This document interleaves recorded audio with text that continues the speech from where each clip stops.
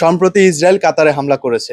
এজন্য অনেকেরই ধারণা হচ্ছে যে কাতারও মনে হয় ইসরায়েলে পাল্টা হামলা করবে।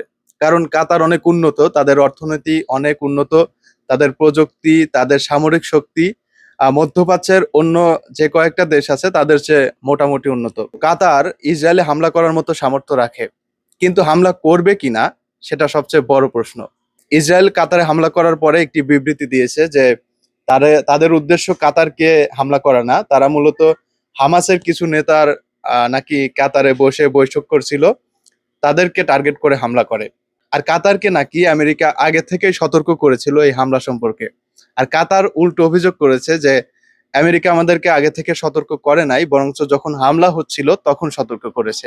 কাতারে রয়েছে আমেরিকার সবচেয়ে বড় সেনাঘাঁটি। আর কাতার বেশিরভাগ সময়ই আমেরিকার কথা মতো কাজ করে, আমেরিকাকে উঠতে সালাম দেয়, বসতে সালাম দেয়।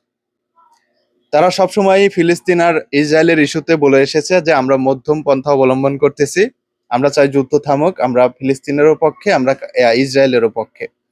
কিন্তু তারা এককভাবে কখনো ফিলিস্তিনের পক্ষ নেয় নাই। ফিলিস্তিনে যখন শিশুরা চিৎকার করে তখন কাতার কানে আঙুল দিয়ে বসে থাকে।